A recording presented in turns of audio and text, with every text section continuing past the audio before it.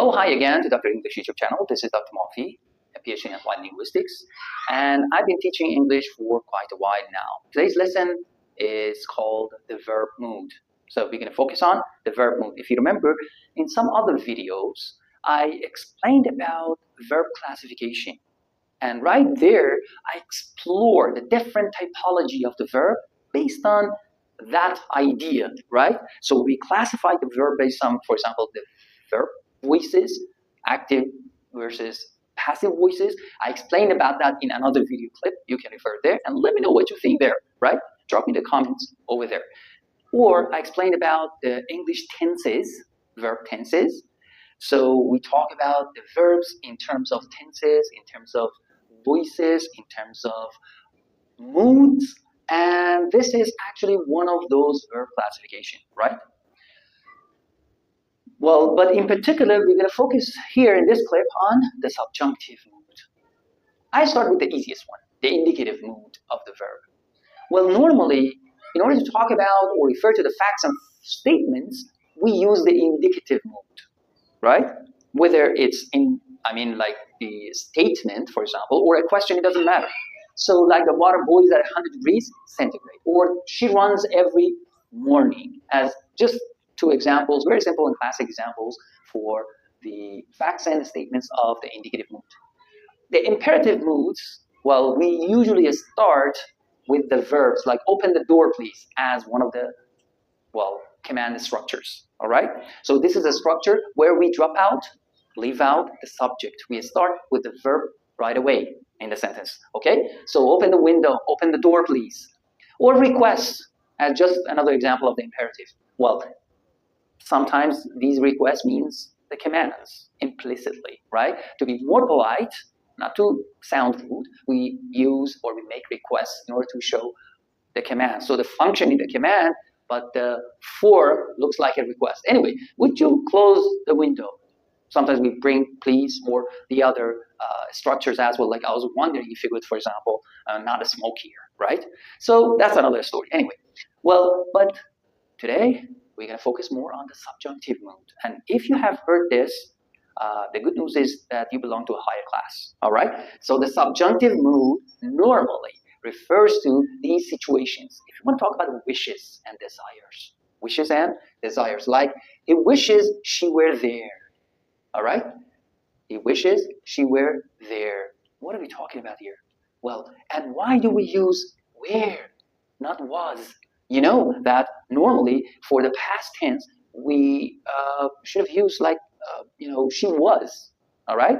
Like she is for the present tense, but she was for the past tense. But as you can see, the formal style, of course, informally is correct, still correct. But in formal style of English, we use the subjunctive mood where, which refers to, in fact, the past action, the past tense. So always where is used, employed, all right, in the subjunctive mood. That's why it is highly important, and I wanted to share with you this important mood of the verb, okay?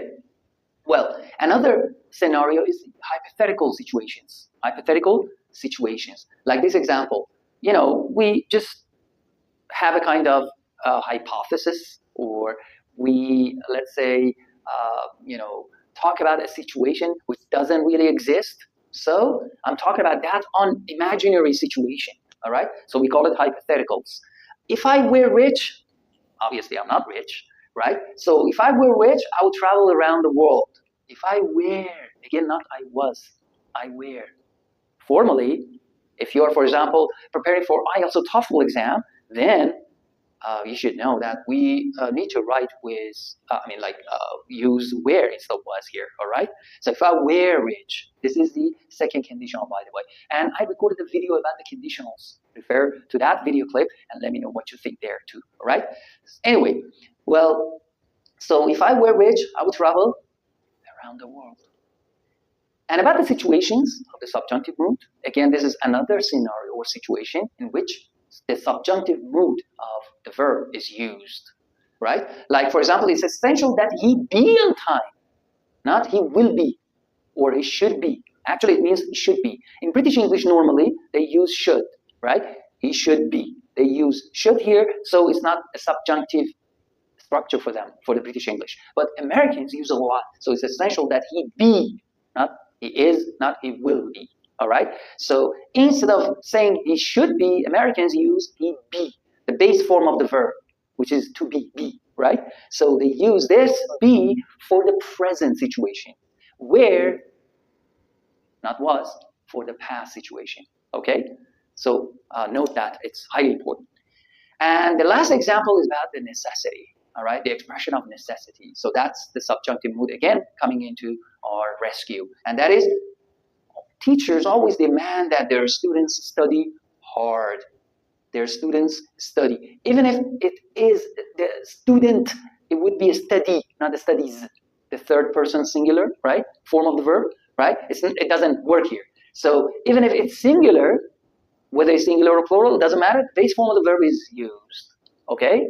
The base form of the verb is used. So teachers demand that their students or their student, even a student, study hard, not the studies. Not the studied, not will study. All right? Again, this means should in American English, but they drop it out and they'll come up with this subjunctive mood. This is very much used in American English, especially. Okay? So I hope you enjoyed this, and remember to give us a thumbs up and like and subscribe. Thank you for watching again.